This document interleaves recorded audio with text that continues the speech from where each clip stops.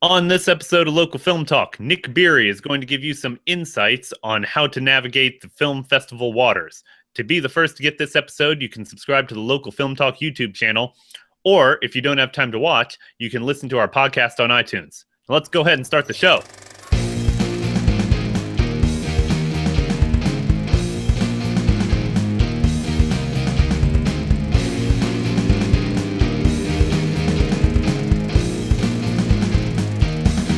Welcome, ladies and gentlemen, to another episode of Local Film Talk. This is the show where we talk to people in the local film community about the projects they're working on, hopefully come up with some tips and tricks you can use in your own project. I'm Bob Walters. And I'm Conrad Arnold of Triangle Filmmaking Community. And today we're talking to Nic Beery of Beery Media and the CARRBORO Film Festival, all about being on both sides of the filmmaker film festival curator divide. Right. It's not really the business of making short films can be tricky. It's a lot more investments than reaping the benefits, and sometimes you got to weigh some tough decisions. And so we got Nic here, knowing both sides of the aisle as a festival director and as a filmmaker. He got some hot tips for us. He gave us some good advice. So I think you guys will find that really interesting. Hot tips. You got hot takes. But we got other things to talk about. We do got other shit to talk about. Because there's things coming up. Mm-hmm. And I feel like we provide many important things for you people. We provide lots of entertainment. So let's start off with the first thing on our upcoming itinerary. This Wednesday, just like every Wednesday this summer, I'm going to be hosting a block of short films at the West End Wine Bar on Franklin Street in downtown Chapel Hill. You guys are all invited to come out. Everybody who can hear this. This is the internet, so I expect all 7 billion of you to show up at the West End Wine Bar. Fuck the fire marshal. We're going to have a party. This week is going to be particularly awesome. We're showing a block entirely of action films. Now, as you'll hear later on in this episode, I was telling Nic, there are not a lot of people out there making action films. If you want to dip your toes into a very underserved genre in the indie film scene, action films, particularly here in the Triangle, try your hand at some action films because we were a little slim on submissions, but we did manage to find enough stuff to put together a really solid hour by some really talented folks. Tyler Hickman, Brendan Scott, Christopher G. Moore actually made an action film at one point. We got Chris Medico submitted a 48-hour action film project that he did. And we also have the infamous Mario Warfare and Modern War Gear Solid episodes from those web series. Now, those things are huge on YouTube. They got millions of views. They're made by a local director by the name of Micah Moore from Beat Down Boogie, and he's letting us show a couple episodes of those shows. So lots of action, lots of fun. This Wednesday, July 13th, at 7 p.m. at the West End Wine Bar. You guys need to show up. It's going to be an awesome time. It usually is. It always is. We got free popcorn provided by Mad Popper Popcorn. This week, Top of the Hill Distillery is going to be making drinks. So that should be awesome. They make a really good gin, a lot of other great spirits. So come on and check that out.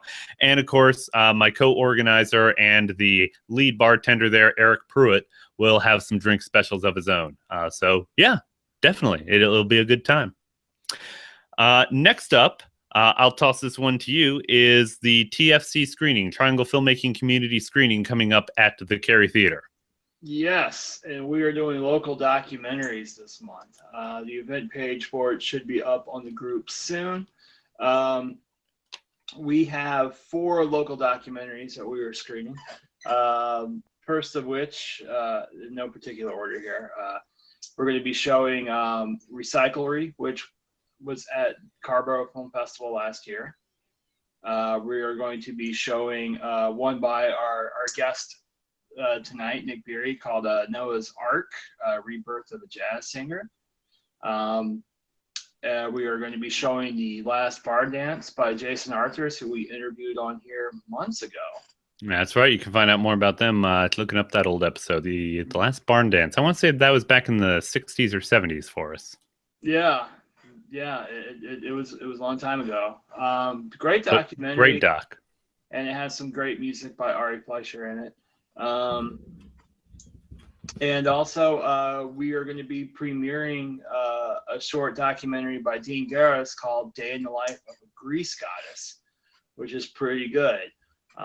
Where he follows this woman who goes around collecting grease from the different restaurants and whatnot in Chapel Hill for a biofuel company. And the kind of like difficulties and things that she goes through in a typical day, which is strangely compelling. So we got a pretty good program there, man. I'm looking forward to seeing all this on the screen. Very nice, very nice. Oh, here we go. I looked it up. Episode 74, The Last Barn Dance. Thank you, Google. There we go. There goes my obsessive compulsive nature.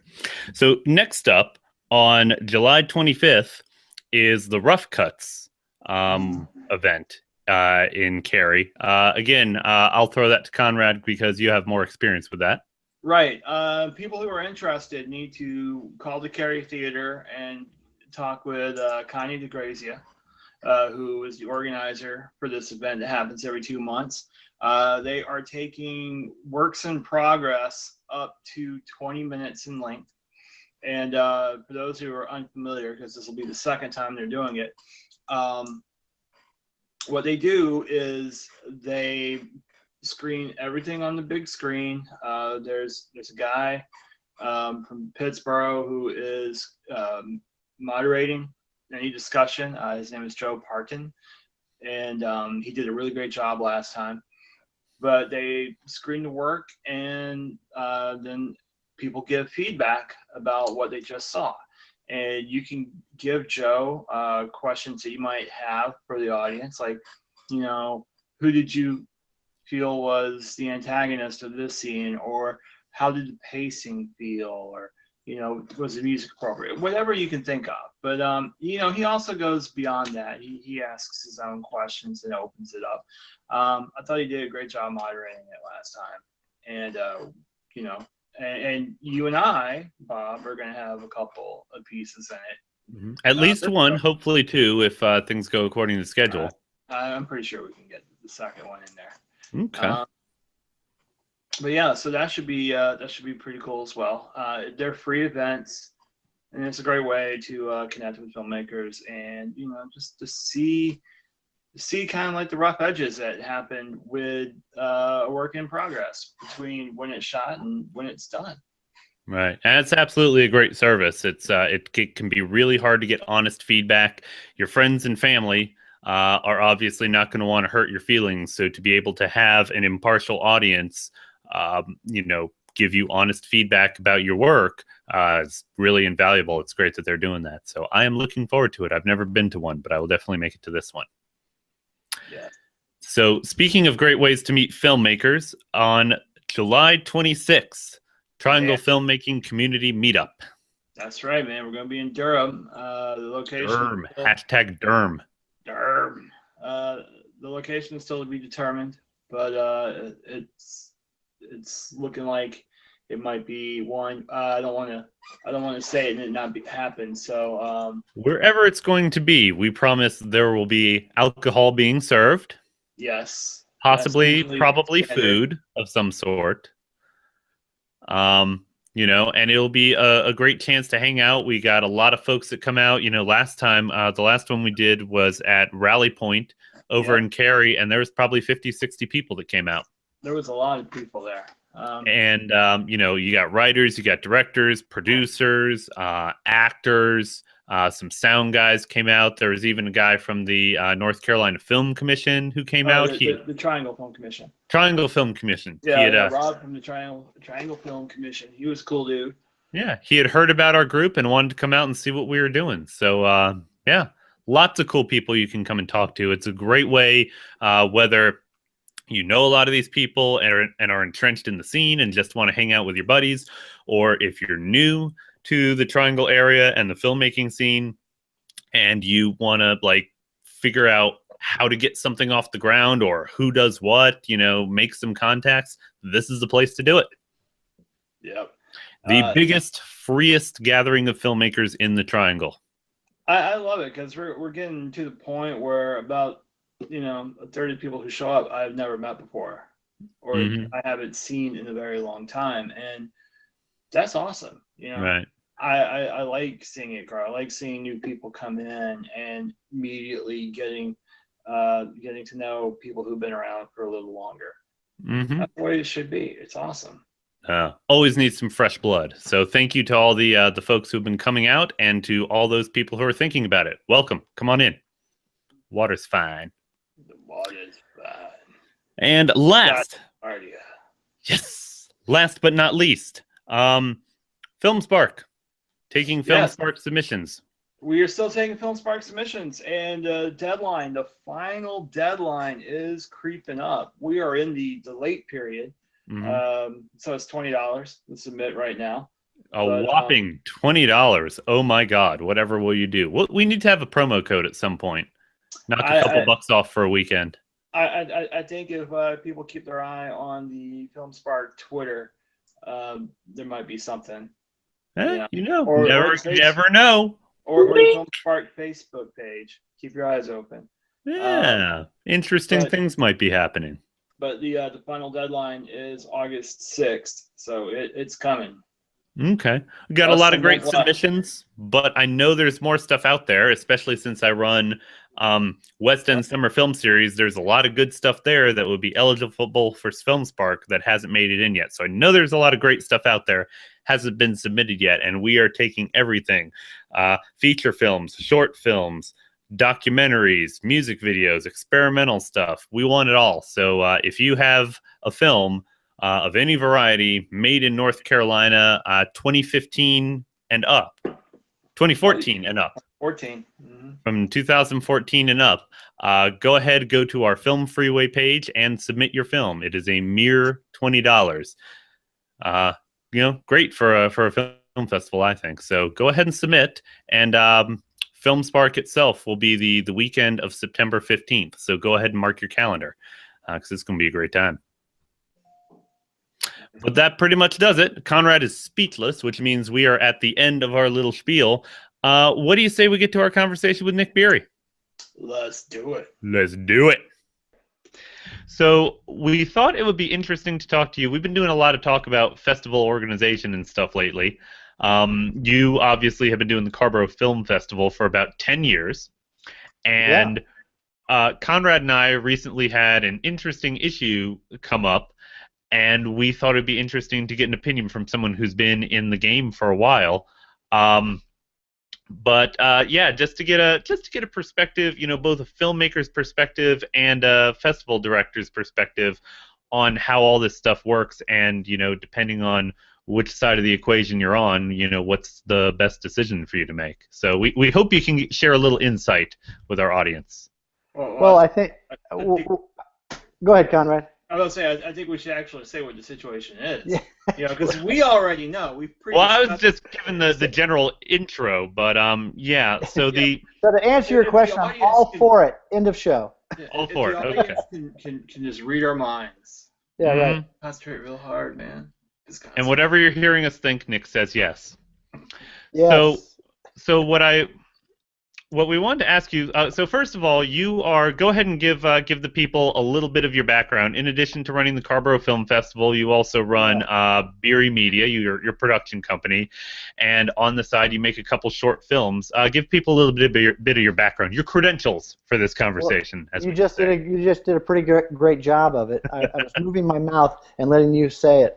I have been interested in filmmaking and video production since high school, actually, and for me, that's 35 years. I started professionally in television doing video for actual money in 1989, and I did a lot of stuff in Washington, D.C., where I'm from, until 2005, network news and all that kind of stuff, corporate videos, and in 2005, we moved down here to CARRBORO, my family and I, and we started the CARRBORO Film Festival with Jackie Helvey and many others in 2006. But you're right, I went to NYU Film School, and I've been making short films, and I've made a Yes, I made one feature documentary so far. As a side jack, because I've always thought it was interesting, you at one point were a professional clown. Right, and I've done a Ringling few. Brothers. That is Yeah, an interesting career choice. Yeah, thanks. Well, to the God's honest truth, I was a costume character, Gordon the Dragon, and I was Buford the Beaver at Busch Gardens in 1981, out of high school in 1982. And at the end of 1982, working, living in an apartment and working down in Williamsburg, Virginia, my parents called me and said, "We're moving to Caracas." So I had nowhere else to go, so I went to the circus. And that's a true story. That is a true story. So I went and I joined the circus for 2 years, Ringling Brothers. Lived on a train. It was awesome. Great memories. I still have great friends. That's weird. That means when I went and saw the circus when I was a kid, you were probably one of the clowns there. I might have been. I absolutely might have been. Because we used to go just about every year when they came through Raleigh. Played at Dorton Arena. I know Dorton very well. It's like our least favorite arena of the whole tour. No joke. It's just backstage is built so poorly. Anyway. It's there's glass walls everywhere around. You can come in from every side. I imagine there's not much to the backstage area. And you can't, like a stage presentation, the circus likes to darken the arena, spotlights on the high wire. You can't do that at Dorton Arena. Because it's all windows. It's all daylight during the daylight shows. Anyway, So anyway, long story short, I've been down here for 11 years and love making short films. I love the narrative films. I love documentary storytelling. I absolutely love the short form where you can tell an incredible story in 5, 8, 12, 15 minutes. And I don't stick with one genre, whether it's comedy or, like I say, a documentary or a story about a person or a music video. I like to do all of it. I may be stronger in certain areas, but I like to push myself in all areas. So one film from the next is not going to be similar, which as a marketing standpoint I'm learning is probably not a good idea because some people are known for their comedy or some people are known for their drama or sentimentality, and then they get a following. So I never get a big following for one of the reasons, maybe because I'm always doing things every different direction, But you're more versatile because of it. Well, I just enjoy challenging myself every time. I'm not an animator, but I actually did a cartoon one time. Interesting. I wanted to try to do that, So it was a great challenge, and I might have failed, but I enjoyed the experience, the process. Right. No, that's super admirable to not be afraid to try different things. More people should experiment like that. I think people should just be creative, I think people should follow their passion and be creative, and they're just going to enjoy life more, Just go where the story takes you. Right. So like I said, you own Beery Media, which is a commercial production company. That's your day job, and then you make these shorts on the side. I think we can all agree here, and probably most of the audience can as well, that, and this kind of starts to tie into our main conversation, that short films, not a profitable industry.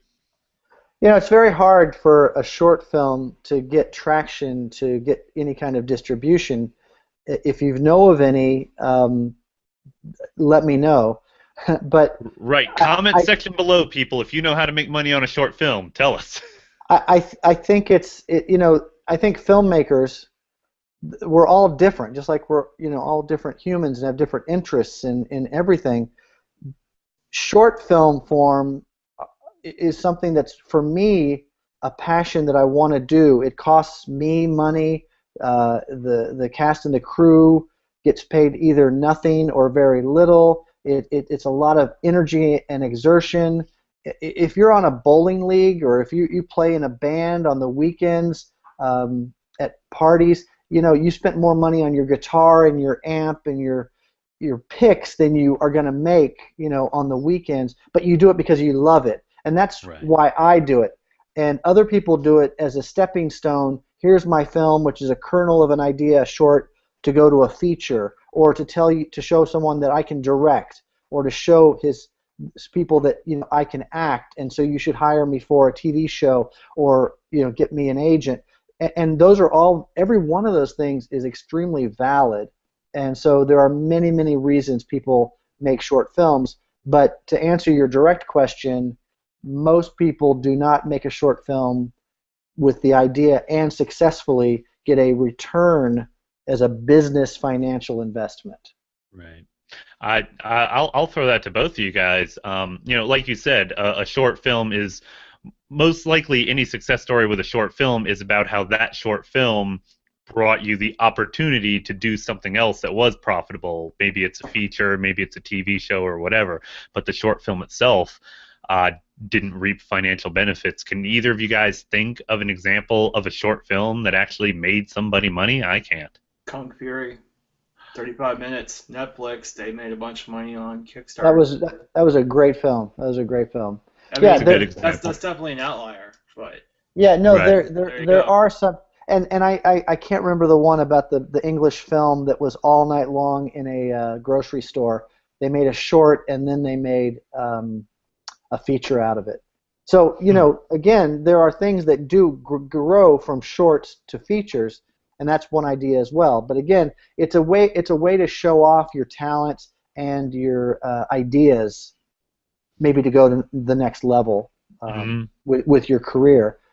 But again, like I say, there are many different ways people come into making short films. I was reading on Facebook today that there's a woman who is in the film community, but I know her more as someone that does interviews. But she said, I made my first film. I don't know if I'll make another one, but I now have so much more respect for people that have made short films. So she did it to challenge herself. It was a one-time thing. Right. No, you know, whatever your reason is, you know, whatever gets you out there and gets the camera rolling, to be I sure. agree. Yeah, totally. So, I mean, I'll ask you, when you make short films, in this case, My Dumb Face, right here. Yeah, right. Poster behind me.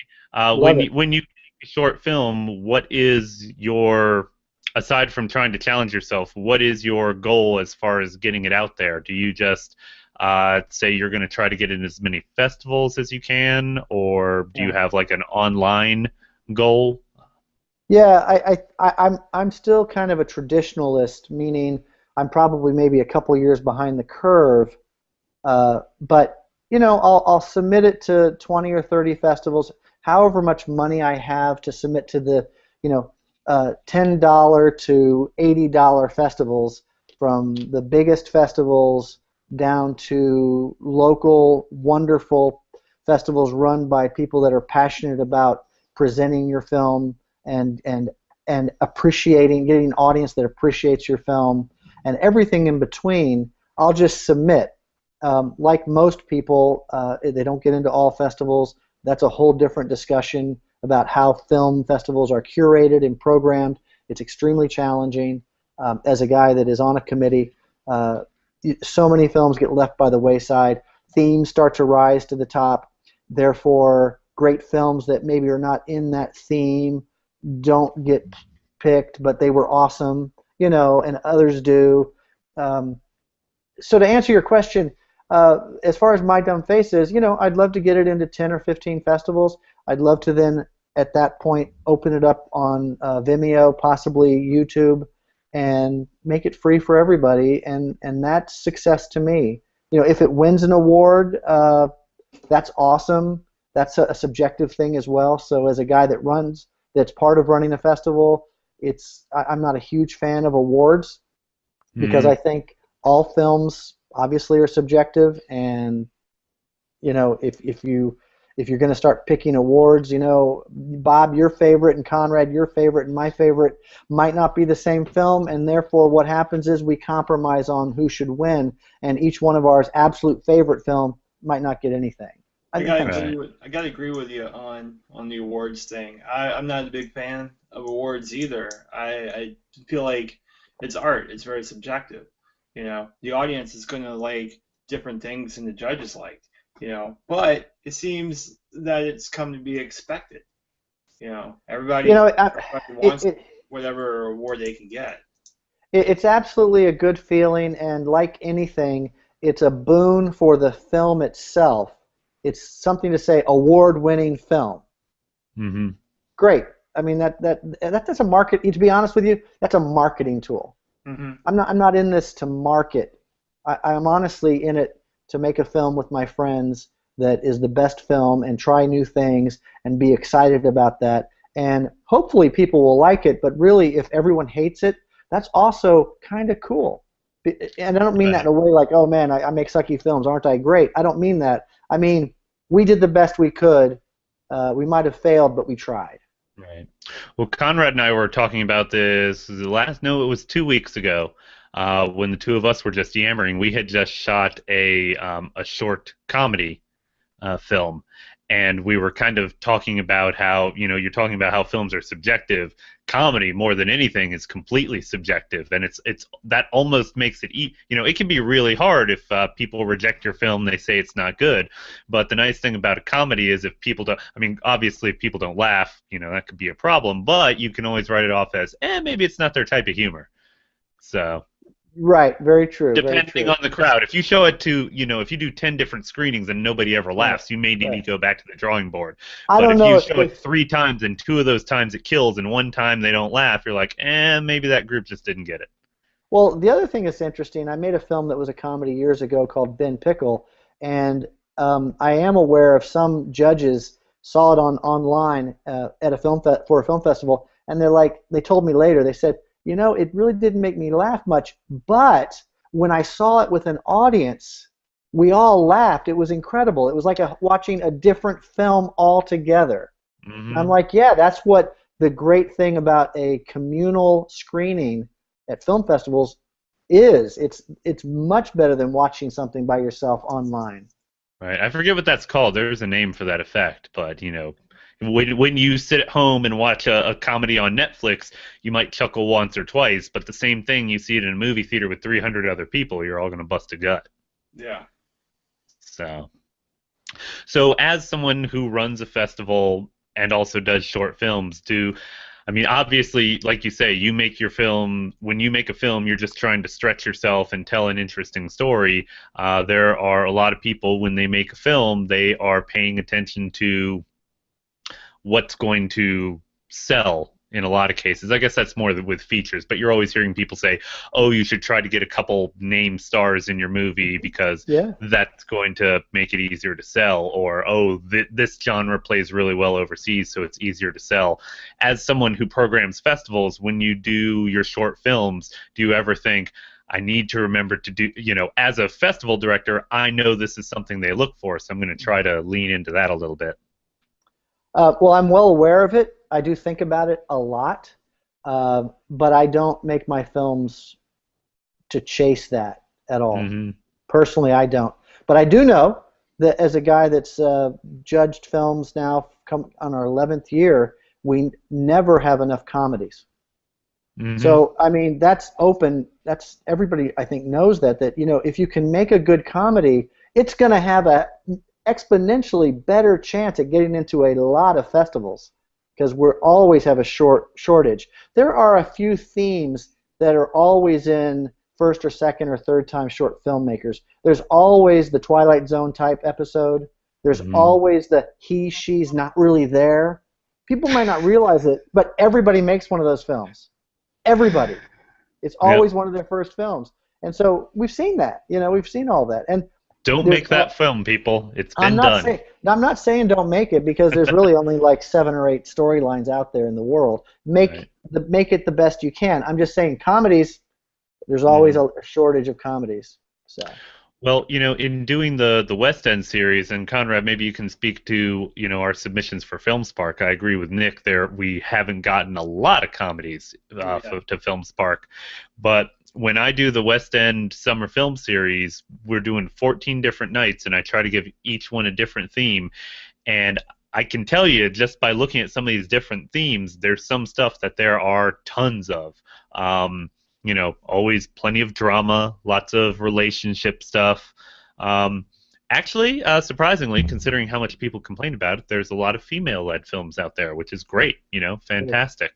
But I definitely struggled a little bit to put together a block of comedy. We're actually doing, this coming Wednesday, we're doing a block of action movies. Awesome. And, believe it or not, when people think action, they think big Avengers, Michael Bay style, $100 million projects. You can make an action movie pretty cheap if you put your mind to it. And the ones we're showing are great examples of people with little to no budget putting together an action movie. But man, it was a hell of a time trying to find an hour's worth of action movies out there. People just don't make them.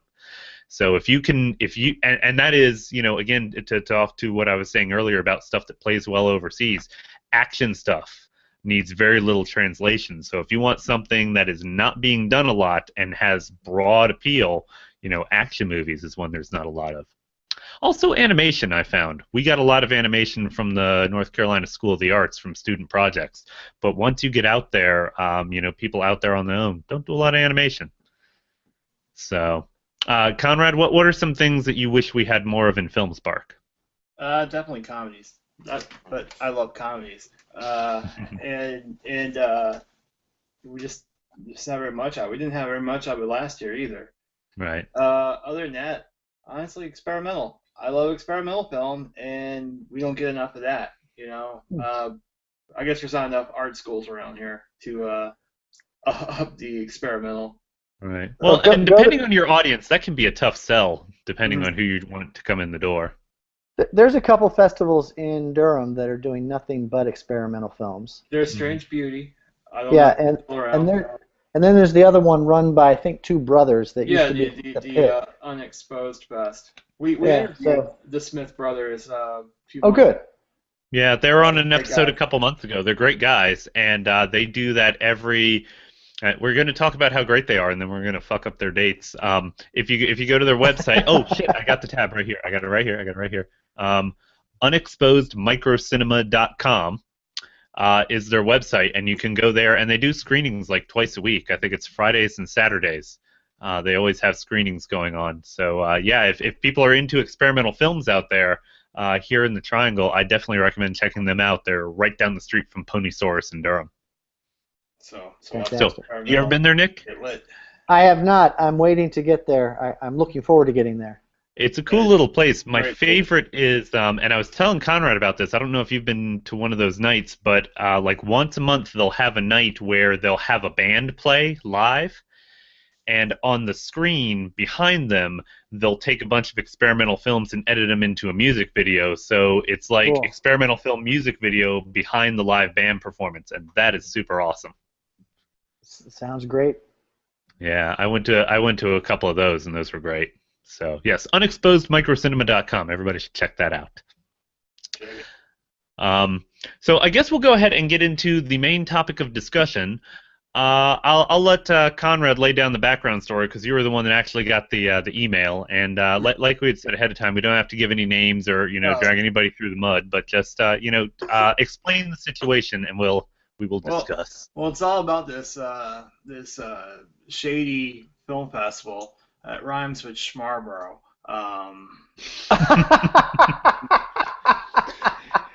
Yeah, I hear they're currently under investigation. That's why we can't name them by name.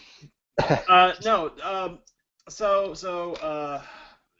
got FilmSpark going. We got some local films in there that look really good, and besides that, we also do a bi-monthly Triangle filmmaking community screening at the Cary Theater. And I thought this month it would be cool to show some locally made documentaries. And we have in the FilmSpark submissions, there's about 7-minute short doc, really well done. I don't want to go into too much detail about it, but it's a fantastic piece. And so I reached out to the filmmaker and asked, like, hey, this is really cool. I'm putting together this screening. Would it be cool if we could show this? It won't hurt your standing with FilmSpark. And I got a message back, and the filmmaker declined, which was fine. But then the filmmaker asked to withdraw from FilmSpark because they want to get in and some of their friends... Damn it, no names! Damn it! I was doing so good. Alright, edit this. Alright. We goofed. all 12 Conrad. people watching this. All 12, dude. Just Now I gotta beat you with the belt. just bleep it. All right, I'll bleep it. Fuck, man, you got a creative cloud. You can do this. All right. Aren't we live? Yeah. So but to our live viewer, this is like when you're in court. All right, to the how many live viewers, do we strike have? that from the record. You didn't hear that. How many live viewers do we have right now? One. Okay. So Mike Howard. Or John Demers. It's John or Mike. It's gotta be. Okay, so anyway, she wanted to withdraw from a festival. From our festival, Film Spark. Oh, right. And she got an email saying that her friends in a certain other festival told her that if she gave them the NC premiere, it would improve her chances of being accepted. Mm-hmm. We're definitely going to show it, but we want to have the premiere. It will improve the chances of being accepted. So it's not even a done deal. But because of that, the film is, she wants to withdraw the film, and then after this festival, if it plays there, they don't want to screen it until it plays a certain other festival, the first quarter of next year, and then after that, say May 2017, they would be fine with screening it in community screenings. And I'm just thinking, man, that is like a year later. Well, and we don't necessarily, we don't know anything beyond, our festival, but presumably this person has probably entered it in other festivals as well. So, and again, I'm just making an assumption. She's having to go and pull her film from multiple festivals, probably not going to get refunds for all of them. And like we've just said, short film is not a business investment. You are losing money on everything you spend money on. So to have already submitted to these festivals and have to pull out, you're probably losing a lot of money you were probably scraping together to begin with. So yeah, I mean, is there anything you needed to add, Conrad, or can we get a few thoughts from Nick? Well, I was just going to jump on my soapbox and say how I find it very frustrating seeing filmmakers put a lot of time, effort, and money into a film only to then feel like they have to hide it away in order to get it screened at a festival, which to me just seems really shitty. No other art works that way. You're not going to write a play and then never put it on stage because, oh my God, you want it to premiere at, a theater. My response to that is everybody has their own plan, and everybody looks and reads and talks to other filmmakers and talks to festivals all over the world and tries to get a strategy together for what they want to achieve with their film. Some of it is information that isn't helpful because they might be getting information for a feature film, which is very different premiering a feature film than premiering a short film. But that being said, someone may have a long-term goal of getting into bigger festivals with their short films, getting some attention, getting some write-ups, getting some interviews, and then spraying every other festival in the world. So there's no right or wrong. Okay, I just want to make everybody aware that I have my own opinion on that, which actually is very much in line with Conrad, which is anybody that wants to show my film, thank you. Thank you so very much. We, cast and crew and producers, are very grateful. Thank you for showing our film. Others, it is a product. There comes a point, and I can understand that because, we all do things that all of us, not all do things, but we all are aware of things that sometimes when you're done with the creative aspect of it, it now is a product, and that product is to be marketed and exploited. And so people look at it that way, possibly with these short films, to deny, and I'm talking about CARRBORO Film Festival, to deny a film because it was shown already somewhere else, locally, regionally, nationally, is not what we do. We do ask, would this be a premiere? we don't say you have to have a premiere.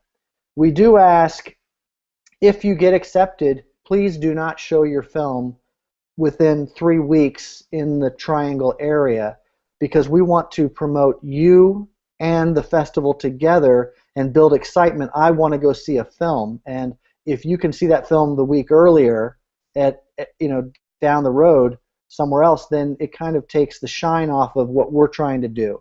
But we're not saying it has to be a premiere. We're not saying that you can't show it anywhere you want at any time.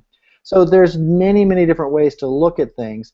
I will say, as a festival director, to be able to say world premiere, regional premiere, North Carolina premiere, that is something that we can promote to the Independent, to the News and Observer, to the local radio stations and television stations.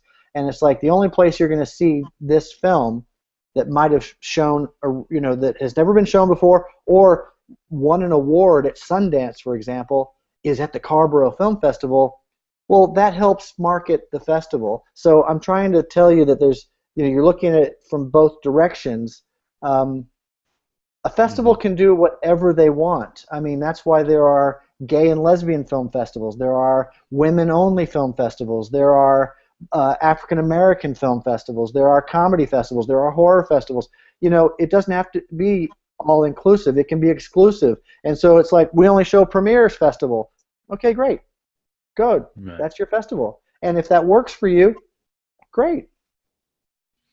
I totally get that, and for us with FilmSpark, I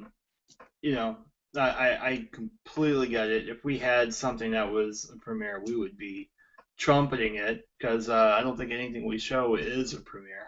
Well, we did that feature that not many people came out to. What, Red? I wasn't going to name it. Now you got. I'll believe that too. You guys are awesome. But that feature that 10,000 people came out to. Yeah, that's great. We're so professional, Nick. Nick, that film you made that nobody came to, man, Mike or John, forget we said that too. I just, and as someone who curates a festival, I totally get it. And as a filmmaker, I also understand the marketing thing. I feel like there's been a change where a lot of filmmakers feel like they are having to hold back on sharing their film with the world. Yeah. And I totally disagree with that. In fact, I'm on the border of just releasing the film on the internet at the same time as I release it to festivals.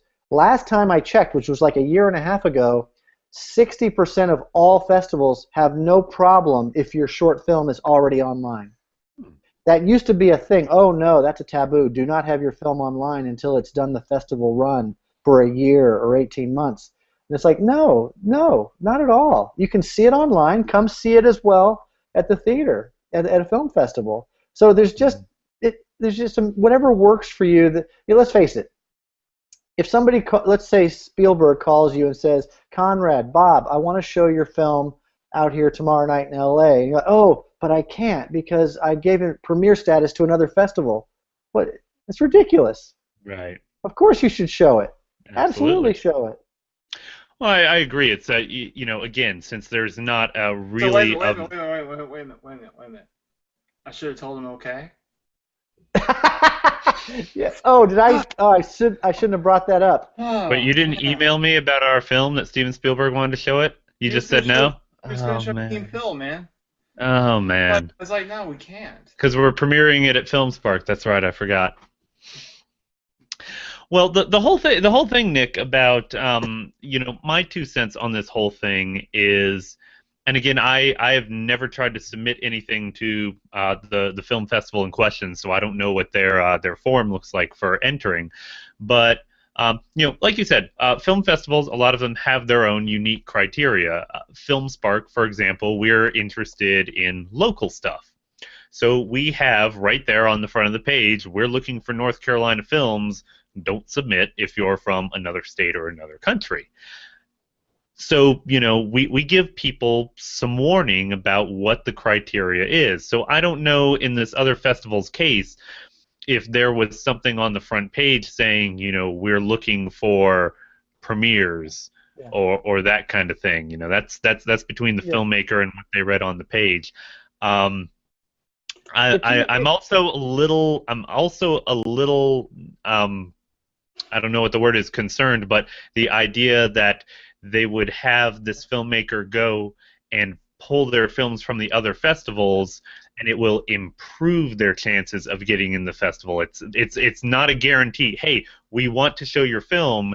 If you make it a premiere, we guarantee that we're going to show it. We're going to make a big deal. We're going to feature it, spotlight it front and center. That hey, we have this premiere of this great movie.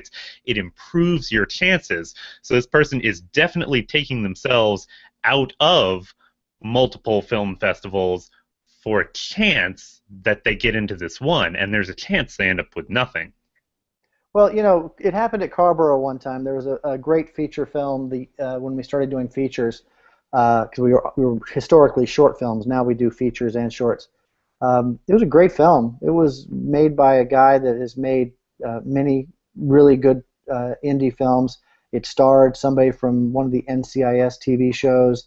It was about race cars, high production value, and we're not exactly sure why they submitted it to our festival, but we love it and we're going to show it. And then they withdrew it because they didn't tell us why they withdrew it. But the assumption I made was that, it's going to premiere, because it hadn't premiered, it's going to premiere at a bigger festival that might have distributors showing up. To me, that makes total sense.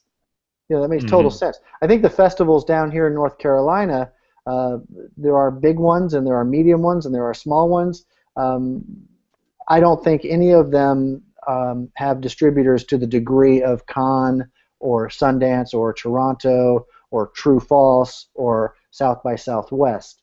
So I just think it's kind of silly, to be honest with you, that I think there's enough great films to be seen and seen by multiple times.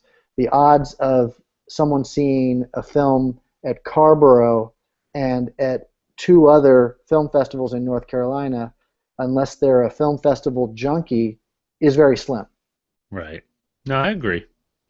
So, and one thing, because you said that even as CARRBORO, you guys are, you will promote and make a big deal about a premiere that you guys are able to do, and that helps out add value to your festival. One thing that I like that you guys do is you have, because I think like you said, it is possible that a film could have been shown in several other places, and maybe I would hope people aren't, at least in the case of CARRBORO, not just saying, oh, I've seen a half dozen of these films, I'm not going to go. What you do that I think adds a lot of value is a lot of the seminars and presentations that you have. Thanks. Last year when I was there, you had some great conversations with Michael R. Miller, who edited a lot of big Hollywood movies. Patrick Reed Johnson, not only premiered a cut of his movie, which I know you guys made a big deal out of, but there was also, cat's with me. I have a cat now. But you whole video and just stare at the cat. Yeah. Cat video. This is not getting edited. This is, I'm not going to CGI out the cat. Slayer. This is Internet. I would like to introduce you to the Dog Slayer 5000. We call him Slayer. He used to be a little more sleek. Now he's a fat ass. He's a lazy fat ass. Ass, huh? Yeah. All he does now is slay his food dish. So. Where was I? Oh yeah, Patrick Reed Johnson. Obviously premiering his film was a big deal, but the Q&A you guys did with him was fantastic. I thought that was the highlight of that evening. Mike Howard did a great workshop with Chris Medico about making short film. There was a great one on DCPs. Yep. That was awesome. So I think those things, that is the kind of exclusive content that really, I thought really drew me and would hopefully draw other people that are really into the stuff. And the premieres are nice too. I think that does add a little bit of allure. But I think your presentations were the real added value, in my opinion. Well, I think it's the experience of going to a live festival, and the committee for CARRBORO worked really, really hard to make the presentation as beautiful as possible, to treat the filmmakers that have films in the festival like the way that they should be treated, and we appreciate what they do, and we love their art. This form of art, filmmaking, is not seen enough.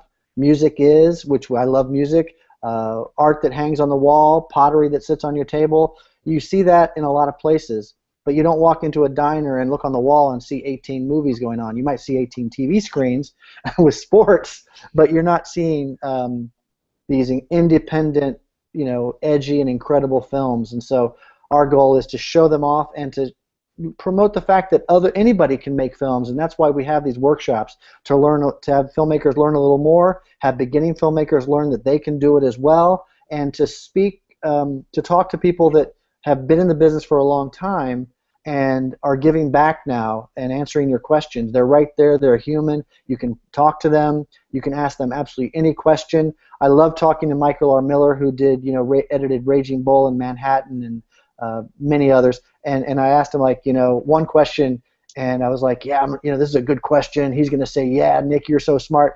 And his answer was, that would be the worst thing to do, Nick. And I'm like, thank you. I mean, because honestly, that helps me to become a better editor. It was an editing question. And I'm like, again, it's subjective. He has his opinion, and I value his opinion, but not everybody might do it that way, and they might think my question might be the way that they actually do want to do their editing. But from his perspective, I was like, wow, I value that. I value that very much. So that's what CARRBORO tries to do. It's a whole package. We're going to try to have more parties this year, and more socializing, so people can just talk and hang out and maybe get your next director, your next actor, your next composer for the next thing that you're going to do together. Okay. No, that's a great idea. Networking is a great thing to do at a festival. Yeah. No, networking is just a fun thing to do anyway. Right. Mm-hmm. Especially at the bar. Yes, like monthly at the bar. Well, does anybody do that around here? I heard a rumor that there's an asshole who does. I read about one on a bathroom wall, actually. Where? By the way, where in Durham is the next Triangle Film Group? I was about to put where we did it last time, but where's that? That was Hope Valley Brewing, but I got a message this morning that we might end up doing it somewhere else because they're looking to draw us in, and there might be free appetizers. Oh, good. That's even better. I was going to say we're being courted. Okay. That's awesome. Good. That's even better. Absolutely. Yeah. That's a connection through John Fabris, director of Zombie Cheerleading Camp. Mm-hmm. Nice. Yeah. Nice. So he's been named, so now he's on the hook if it falls through. Yes. That's right. So we are being courted. If anybody else wants to throw their hat in the ring, if any breweries want to say offer some free kegs to come over, we are easily bribed. We really are. So we've been talking for quite a while. I guess we should start to wrap it up. Though I guess one last thing I wanted to ask you, Nick, and there goes Kat. We've talked about the poor economics of being a filmmaker, of making a short film. Just to try to, again, go behind the curtain and see things from the opposite perspective. Can you tell the folks a little bit about the economics of putting on a festival? I've heard a lot of people say, oh, you have all these volunteers, but you made a bunch of money. You collected all this money on submissions. Why can't you afford to pay for this, that, and everything else? So, what is it like on your end? Well, as far as CARRBORO goes, it costs us about $35,000 to put on, and at our ticket sales, we make about $8,000. Okay. So you are, and I don't know if this is a common thing, but you actually get support from the community. The city actually helps pay for the festival. Absolutely. It is a town-sponsored event, which we are extremely grateful for. They believe in the arts. They believe in filmmaking. They believe in music. They have the music festival as well. And the money just doesn't come from them. I mean, it comes from many places. But we have to rent the arts center. We have to rent projectors. We have to have a crew that can run sound and the video. We have to put people up in hotels. We invite special guests from around the country and around the world, and we have to get them here. And we offer them an honorarium. I mean, we offer free popcorn. That costs money. It may seem like we're making some money, and running a film festival, again, like making a short film, is a labor of love. There are ways to make it profitable. Don't get me wrong. I haven't found that. I actually work at a couple other film festivals as either consultant or in other duties, and I'm well aware that those are much bigger festivals. We're talking almost $1 million annual budget, and I know that like 65% of that budget, is coming from like one main source, and the rest of it is coming from like ticket sales or local communities, smaller entities that are sponsoring and supporting. Mm-hmm. So Budweiser. it's not a one-to-one ratio where you sell a $15 festival pass and Mm-hmm. Hey, we made some money. There's actually a lot of money going out. Right. Yeah. Well, even and Conrad can speak more to the details of this. FilmSpark we do on an absolute shoestring budget. So a few things are covered by SparkCon in general, and we do get our submission fee is pretty low. I think it's $15 right now. It's 15. And when you get into the late fees, it'll go up to a whopping $20. So we have that. We collect a couple hundred, maybe a few $1,000s, but we also have to get not just a couple hundred. Okay, but we also have to give some of it back to SparkCon, and then even though like our venue, last year we were fortunate enough to get it donated. Sometimes we got to pay staff if the festival runs a little longer and they have to keep a projectionist and a security guard late. We got to pay for that stuff. So and you'd be surprised how quickly that eats up money. Conrad, is there any more you can say to that about where our money gets sunk into? Program printing as well. It's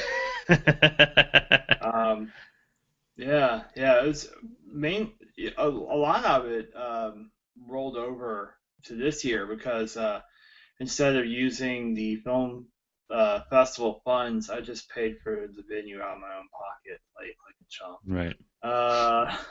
But labor of love, the money's there for this year, so we have a little more than normal to work with. Mm-hmm. But we're still only talking a couple $100. So. Right. All right. I think we're probably about 600 or 700. We depend heavily on the kindness of strangers. We do. Well, guys, I want to tell you my battery's down to 3%, so I may go black here in a second. Absolutely. That is a good reason to go ahead and wrap this up. All right. But Well, it's great talking to. No, I just want to say it's great. Thank you for having me on. It's great talking to you, Bob. It's great talking to you, Conrad. I look forward to seeing you guys in the flesh sometime real soon. Absolutely. I guess those are your parting thoughts. Did you have any? Where can people find you? See more of your work? Social media, that kind of thing. Well, they can submit their short films and feature films to CARRBOROFilmFestival.com. I'm sure our email address is on there too. But we're looking for great films. It's only $10 to submit, and we're looking for anything and everything. If you love it, we look forward to seeing it. I think we'll get some comedies your way. Thank you. Conrad and I have been working on a couple short comedies. We will submit them to CARRBORO for sure. I like that. Thank you. Well, cool. It's been great talking to you, getting your insights on on this whole issue and what it's like as a festival director and as a filmmaker. Seeing it from both sides. So thank you for coming on the show and chatting with us. I appreciate it. Good talking with you guys. Thanks. And thank you, everybody, for watching. Of course, you can, if you have any questions, comments, concerns, want to weigh in on this topic we discussed, you can email us at localfilmtalk@gmail.com. You can follow us on Twitter at @localfilmtalk. Yeah, that's pretty much it. Thanks again for watching the show, and we'll see you guys next week.